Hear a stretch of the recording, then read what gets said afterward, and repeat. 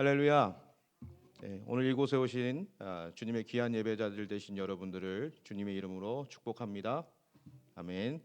우리 한번 옆 사람과 인사 나눠볼까요? 잘 오셨어요. 네, 오늘 복 받고 돌아가세요. 이렇게. 네, 이런데도 안녕하세요 하시는 분 계세요. 네. 아, 뭐 오늘 뭐 공지를 받으셨을 것 같은데요.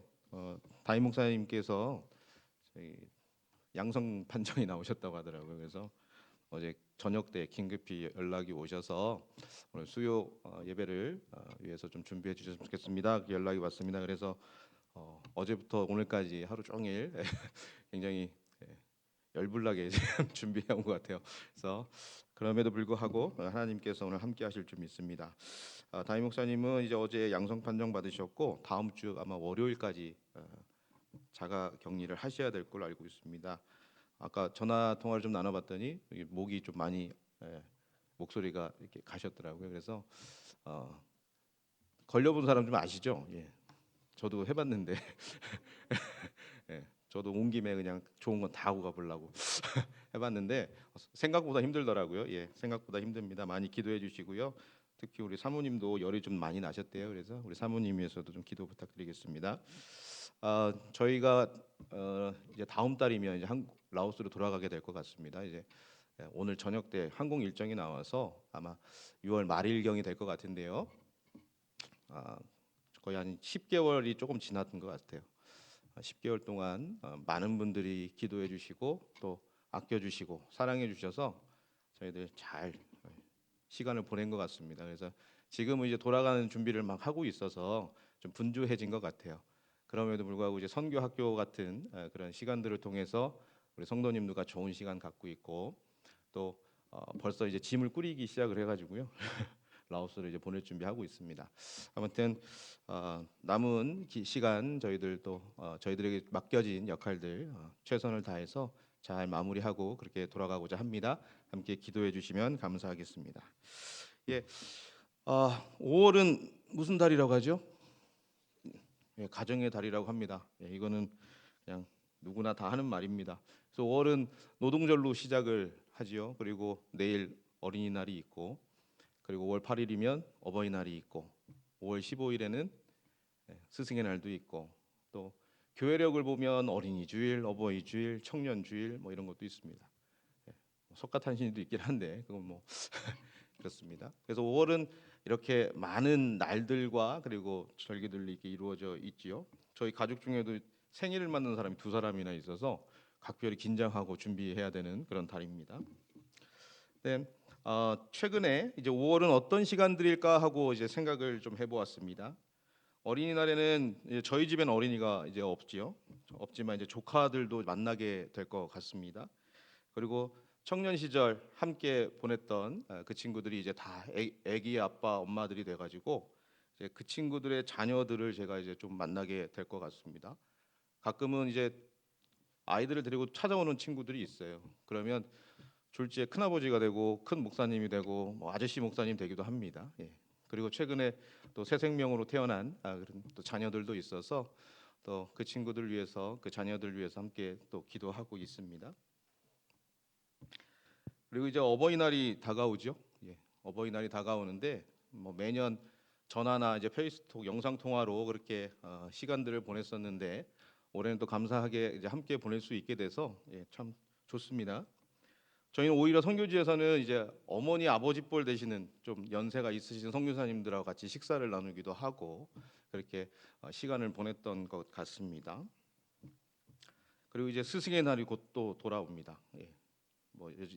저 같은 경우는 스승의 날이 되면 이제 대학교 은사님들 주로 찾아뵙는데 그리고 신앙의 스승님들도 계시죠. 저 같은 경우는 이제 원로 목사님 같은 경우에 청년 때 만나 뵈서 저에게는 이제 신앙의 스승 같은 분이시고 또 최주환 목사님 같은 분도 저에게 그런 분으로 기억되고 있습니다. 그래서 아마 그분들을 직접적으로 혹은 간접적으로 아마 만나게 될 것 같습니다. 그리고 특별히 혼자 타지에서 살아가고 있는 우리 친구들이 있어요. 우리 젊은 청년들 그 사람들을 또 이렇게 한번 돌아보는 그런 시간들이 될 것 같습니다. 그래서 한번 전화도 해보고 그리고 만날 수 있다면 만나서 같이 위로도 하고 그렇게 격려도 한번 해볼 생각입니다. 그래서 이렇게 이야기를 풀어보니 5월은 가정의 달이라는 표현도 좋지만 다른 단어로 한번 표현해 보았습니다. 그래서 만남의 시간들이라고 그렇게 한번 생각해 보았습니다. 그래서 오늘 설교의 제목은 지금 만나러 갑니다. 예, 이 구글에 쳐보시면 영화도 뜨고 소설도 뜨게 되는데요. 제가 좋아하는 단어 중에 하나입니다. 지금 만나러 갑니다. 그래서 이제 만남이라는 단어를 한번 묵상해 보았습니다. 만남하면 뭐가 떠오르시죠? 노사연 씨 노래가 떠오르시는 분이 대부분일 텐데 예, 그렇습니다. 어떻게 하던가요? 우리 만남은 우연이 아니야. 그것은 우리의 바램이었어. 뭐 이렇게 하죠. 노래는 다음에 시간 되면 저에게 직접 들으시기 바랍니다. 그래서 모든 만남이 우연이 아니라 하나님의 계획과 인도하심 속에서 시작된 일이라 우리는 그렇게 믿고 있습니다. 성경에는 참 많은 만남들이 존재합니다. 하나님께서 태초에 아담을 창조하셨을 때 아담이 눈을 떴겠지요. 그 아담이 처음 만난 존재는 누구입니까? 아마 하나님이었을 것입니다. 그리고 노아가 하나님과 만나기도 하지요. 그리고 아브라함이, 이삭이, 야곱이, 그리고 요셉이 하나님을 만난 장면들이 성경에는 등장합니다.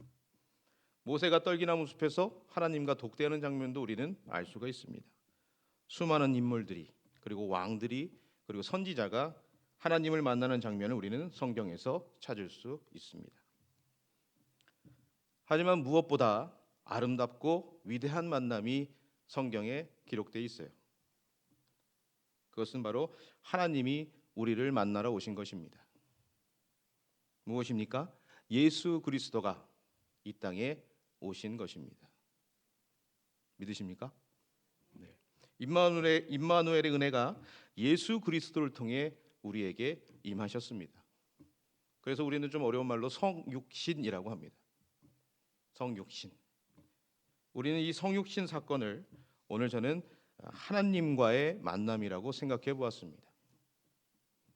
우리의 삶 가운데 많은 만남들이 있는데 하나님께서 우리를 만나러 오신 것처럼 우리가 그분의 마음을 가지고 이제 누군가를 만나러 가는 바로 성육신의 신앙에 대해서 오늘 함께 나눠보고자 합니다. 짧은 시간이지만 우리 여러분에게 귀한 은혜가 있기를 주의 이름으로 축원합니다. 저는 이제 라오스에서 왔으니까 라오스 얘기를 잠깐 할게요. 저희가 이제 라오스를 처음 갔을 때 어려웠던 것은 뭐냐면 아는 사람이 우선 한 명도 없었다는 게 어렵죠. 그리고 언어가 다르다는 거 그게 어렵죠. 문화도 많이 다르죠. 예. 언어가 다른 것은 정말 새로운 세상에 태어난 기분입니다. 예. 제가 33살에 갔던 걸로 기억나는데 33살인데 아무것도 할 수가 없습니다. 모든 것을 다 눈치로 해야 되는 그런 경험이었습니다. 근데 그것보다 더 저에게 힘들었던 것은 뭐였냐면 라오스에서는 저를 목사라는 신분을 드러내서는 안 된다는 거였어요. 그리고 나는 분명 선교사로 파송이 되었는데 선교사라는 것을 감춰야 되는 그런 환경이 저를 어렵게 했습니다. 그리고 교회를 세워서 목회를 하는 것이 우리의 일반적인 가지고 있는 능력들인데 그것들을 해서는 안 된다라는 게 저희들을 힘겹게 만들었습니다. 아무것도 할 수 없는 곳에서 아무 힘과 능력이 없는 저희가 할 수 있는 것은 그래서 가장 기초적인 것부터 시작했어요. 그 중에 하나가 사람들을 만나러 다니는 거예요. 이제 언어 생활을 마치고 저희가 지금 센터가 세워져 있는 랏쿠아이라는 마을로 들어가게 됩니다. 2010년에 들어가게 됐는데요.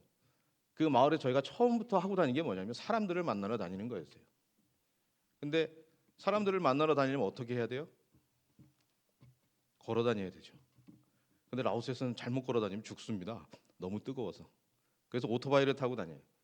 둘이서 오토바이를 타고 다니거나 자전거를 타고 다니거나 그렇게 걸어 다니면서 저희 학교에 이제 전단지를 만들어서 전단지를 돌리러 다녀요.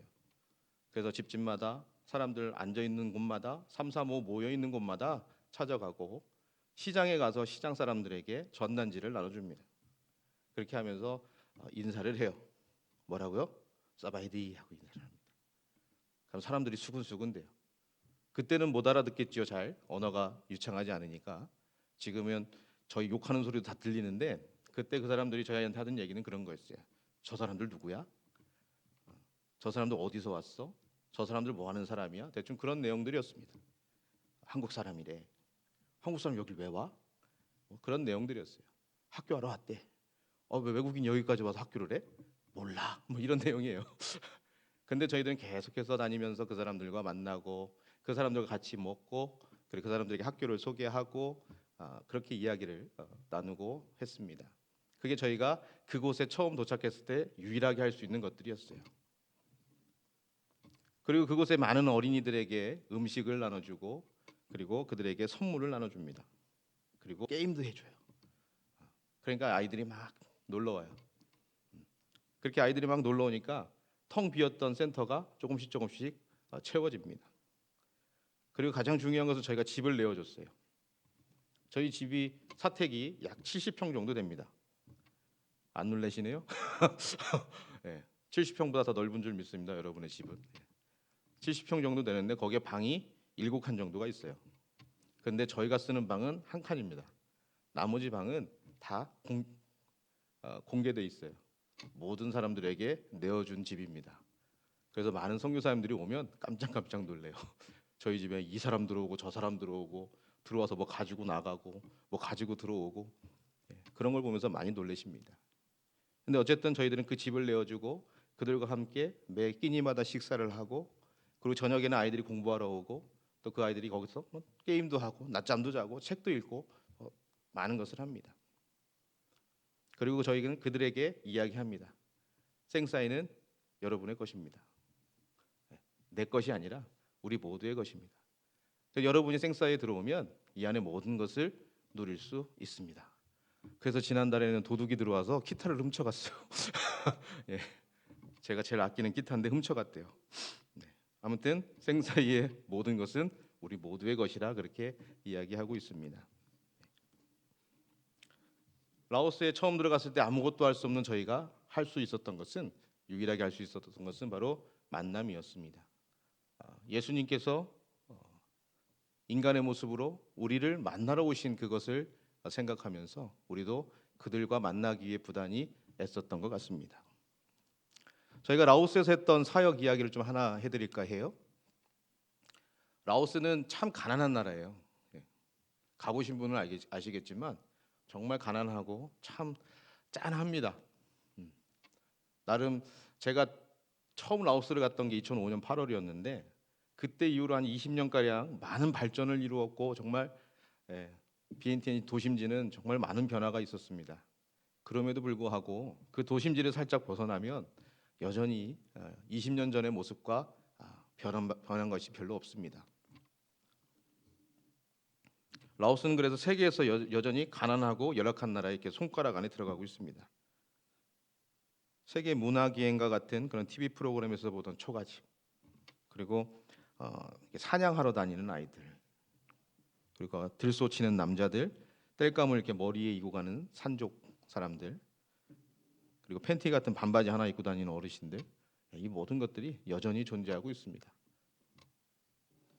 저희 생사이 센터가 위치한 그 라쿠아이 마을은 소가 많이 돌아다니는 마을이란 뜻이에요.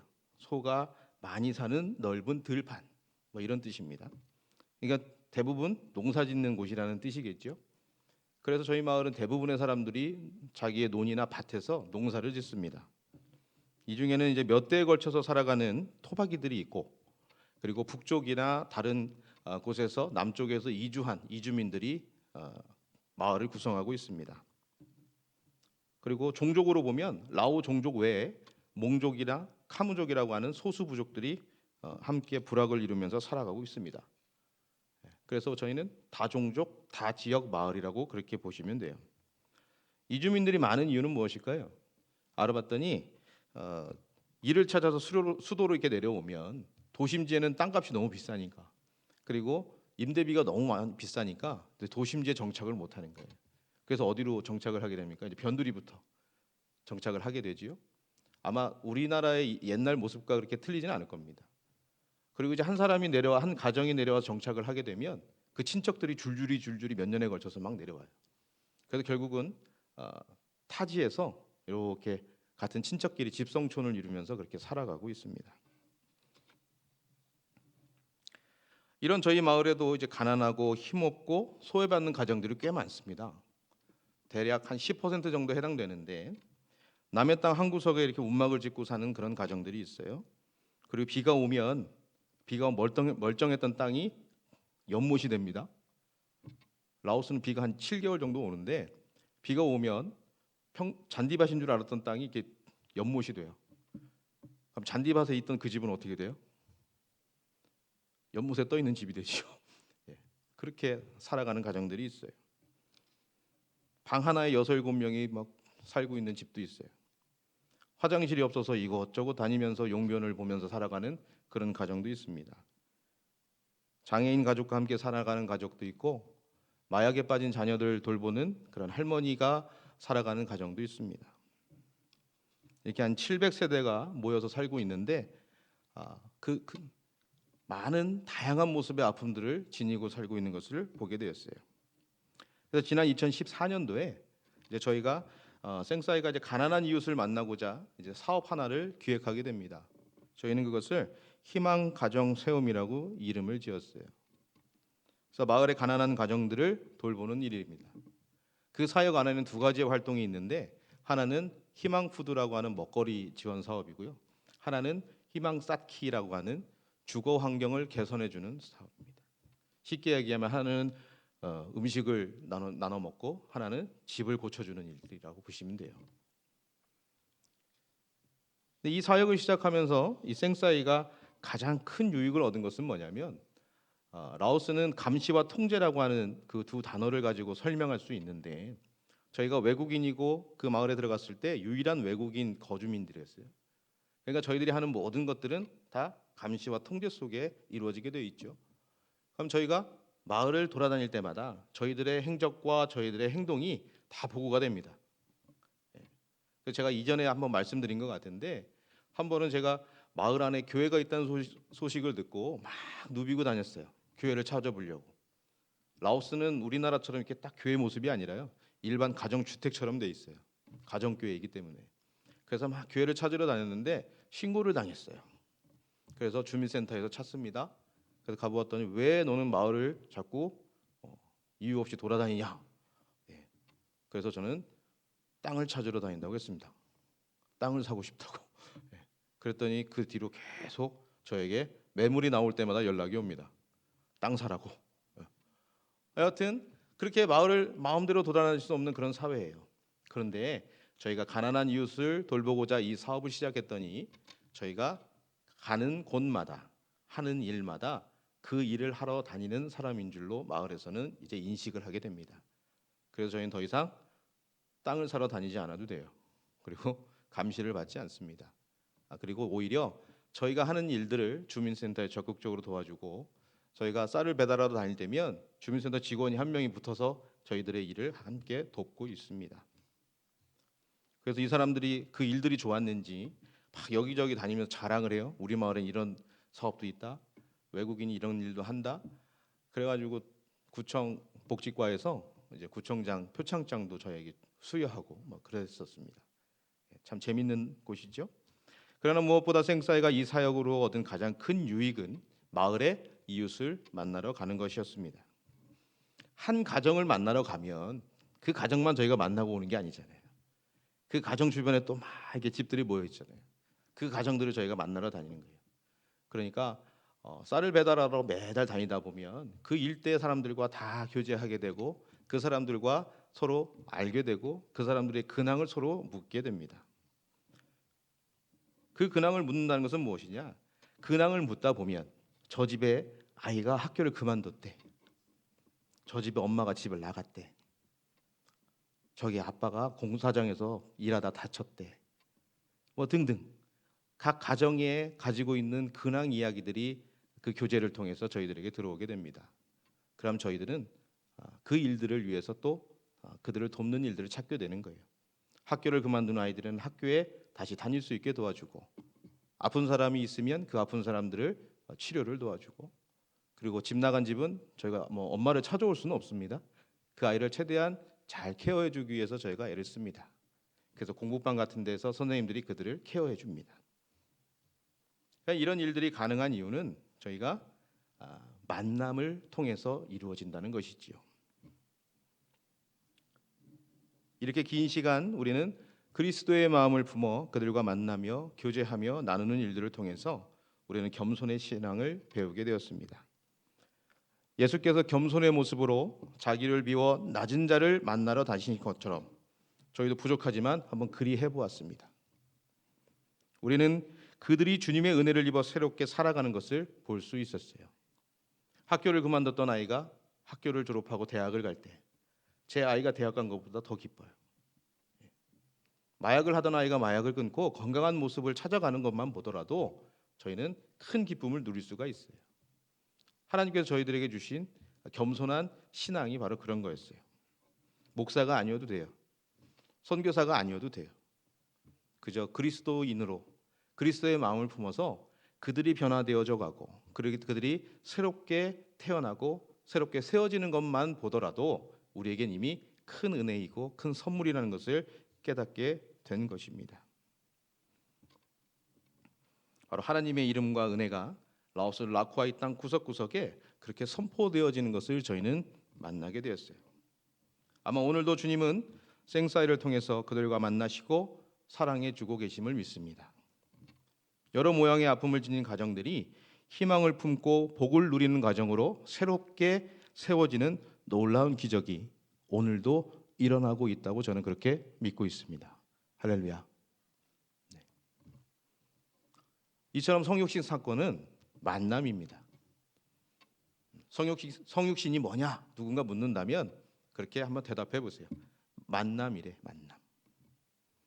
하나님께서는 태초부터 지금까지 쉬지 않고 만남을 원하십니다. 우리는 이것을 관계라고도 말할 수 있습니다. 하나님과의 관계. 하나님과의 관계가 무너지면 인간은 죄악에 빠지게 됩니다. 하나님과 단절되어서 급기야는 하나님을 거부하는 상태에 이르게 됩니다. 그래서 마귀나 사탄이 믿음의 성도들과 교회를 흔드는 이유도 하나님과의 만남을 방해하기 위함입니다. 하나님께서는 말씀으로 세상에 다가오셨어요. 그러나 인간의 나약한 믿음 때문에 그 하나님의 말씀을 우리는 듣지 않았고 눈에 보이는 형상과 물질의 유혹에 빠지곤 하는 것이 우리 인간들입니다.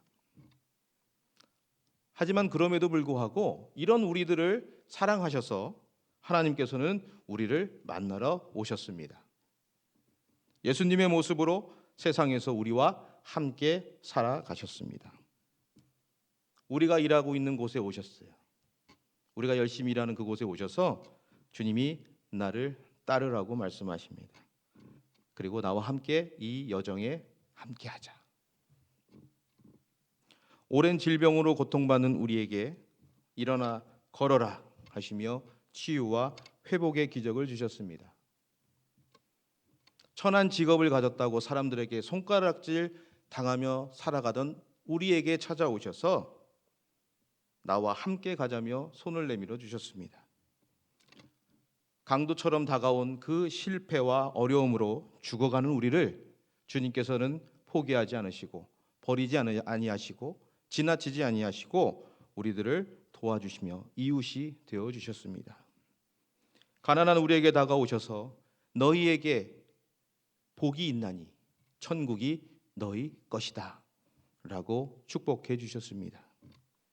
우울증으로 조울증으로 각종 마음의 상처로 어둠 가운데 숨어있는 우리들을 찾아오셔서 너희는 세상의 빛이다. 이제 그곳에서 나와라 하셨습니다. 그래서 우리를 다시 일어서게 하셨습니다. 우리 주님 예수 그리스도께서는 그렇게 우리를 만나 주셨어요. 함께 일하시고 함께 걸으시고 함께 먹고 함께 마시는 그런 분이셨습니다. 매일 한 걸음 한 걸음 주님은 우리와 그렇게 함께 걸어가셨고 한순간 한순간 우리와 함께 살아가셨습니다. 그렇게 함께 계시면서 그저 우리의 찬송을 받기 원하셨어요. 기도를 통해서 우리와 교제하기를 원하셨어요. 그리고 그분의 말씀을 마음에 담아 그저 잘 따르기를 원하셨어요. 우리의 입으로 예수 그리스도는 우리의 주님입니다 라고 고백하고 예배하기를 원하셨습니다. 그것뿐이에요. 우리와 늘 함께 계시면서 그저 우리에게 예배 받으시고 기도 받으시고 그리고 찬양 받으시면서 그렇게 영광 돌리기를 원하셨습니다. 여러분은 이제까지 어느 때 어떻게 우리 주님을 만나셨습니까? 여전히 그 주님을 만나지 못하고 있는 건 아닙니까? 오랜 시간 교회는 머물러 있었지만 우리의 일상에서는 주님을 만나지 못하는 그런 삶을 살고 있진 않았습니까? 아니면 너무 오래전의 만남이라서 기억이 사라져간 건 아닐까요? 우리가 약할 때 주님이 찾아오셔서 주님과 더불어 우리는 강한 삶이 될 수 있습니다. 그러나 우리는 그런 주님을 거부하고 스스로 강해보고자, 스스로 살아보고자, 스스로 높아보고자 그렇게 살아가고 있지는 않았습니까? 주님 없이도 살아갈 수 있다고, 내 인생이 중요하다고 우리에게 주어진 거 누리며 즐기며 살아가고 있지는 않았습니까? 그러나 오늘도 우리 주님께서는 여전히 우리와의 만남을 원하고 계십니다. 매일같이 우리가 돌아서서 주님께로 향해야 됩니다. 더 멀리 떨어지기 전에 주님께로 다시 돌아서야 되는 거예요. 집 나간 탕자가 아버지의 품으로 돌아오듯 우리는 주님의 품을 향해 나아가야 될 줄로 믿습니다. 5월은 어떤 시간이라고요? 만남의 시간입니다. 우리 자녀에게 어린이날 우리 자녀에게 혹은 우리 손자와 손녀들에게 주님의 마음을 가지고 다가가 만나기를 원합니다. 부모를 통해서 혹은 할아버지 할머니를 통해서 아이들은 하나님을 깨닫게 됩니다. 그리고 하나님을 믿게 됩니다. 그리고 그 하나님을 만나게 될 줄 믿습니다. 어린이날 선물도 좋아요. 저희도 어린이날 선물 막 했었어요. 그리고 멋진 곳에 여행 가는 것도 좋고 아이들에게 그날 최고의 날로 만들어주는 것도 좋습니다. 하지만 그것과 더불어 매일마다 아이와 함께 주님을 만나기 위해 예배와 기도로 나아가기를 원합니다. 손자 손녀에게 그저 안부만 묻지 마시고 영상통화로라도 축복해 주세요. 우리 자녀들을 잘 때 그의 발이라도 잡고 기도해 주세요. 그의 머리에 손 얹고 안수하며 기도해 주세요. 그 아이가 하나님을 만나는 삶이 될 줄로 믿습니다. 우리의 부모들에게 주님의 마음으로 다가가기를 원합니다. 주님의 마음으로 그들을 만나 예수 그리스도의 사랑을 나누세요. 예수의 이름으로 기도하고 앞으로의 남은 날들을 위해서 축복해 주세요. 그들이 주님과 함께 그 남은 여생을 잘 살아갈 수 있는 삶이 되도록 우리가 기도해 주십시다. 한 번의 예배와 기도가 화려한 레스토랑에서 혹은 식당에서 값비싼 식사와 선물을 드리는 것보다 몇만 배 더 가치가 있을 수 있습니다. 그렇게 우리는 주님의 마음으로 우리의 부모에게 다가가십시다. 우리의 청년들에게 그리고 우리의 청소년들에게 주님의 마음으로 다가가기를 원합니다. 내 아이, 네 아이가 아니라 우리의 아이예요. 우리 교회 안에 있는 수많은 청소년들이 있고 수많은 청년들이 있는 줄 우리는 알고 있습니다. 남의 아이가 아닙니다. 우리의 아이예요. 그렇게 주님의 마음으로 우리의 아이들을 향해서 나아갑시다. 주일날 이렇게 지나가면 먼저 인사해 주세요. 그들이 지금 교회에 있는 것만으로도 너무 감사한 일이에요, 사실은. 너도 나도 지금 교회를 떠나가고 있는 그 세대들 중에 그래도 그 아이들은 지금 교회에 있는 거예요. 그리고 언젠가 그들이 하나님을 만나기를 우리가 기대하면서 그들에게 다가가 줍시다. 그리고 주님의 마음으로 그들에게 격려하고 그들에게 축복하고 그들에게 중보 기도하며 그들과 함께 나아가 주시기를 원합니다. 그렇게 지금 만나러 가야겠습니다. 우리가 우리 주님 예수 그리스도의 겸손과 사랑의 마음으로 우리의 자녀에게 그리고 우리의 부모에게 그리고 청년들과 우리의 이웃에게 우리 주변의 많은 이들에게 다가가 만나서 위로하고 격려하고 그리고 축복하는 우리 모두의 삶이 되기를 소망합니다. 우리 주님 되시는 하나님께서는 믿음도 적고 삶의 모습도 부족하고 나약한 모습으로 살아가는 우리들을 사랑하셔서 친히 만나러 오셨습니다. 임마누엘의 하나님의 성육신 사건은 바로 우리와의 만남을 원하시는 아버지 하나님의 사랑의 은혜였습니다.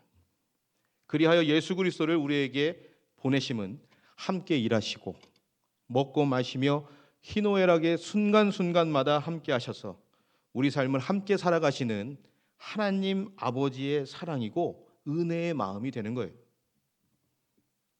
하나님께서 우리를 만나러 오셨듯 이제 우리 또한 주님의 마음을 품어서 지금 이 순간 누군가를 만나러 가야겠습니다. 우리의 자녀를 만나러 가십시다. 우리의 부모를 만나러 가십시다. 그리고 우리의 이웃을, 그리고 우리의 누군가를 주님의 마음과 사랑으로 만나러 가기를 원합니다. 그곳에 하나님의 나라가 있습니다. 그리고 그곳에 교회가 세워지는 것입니다.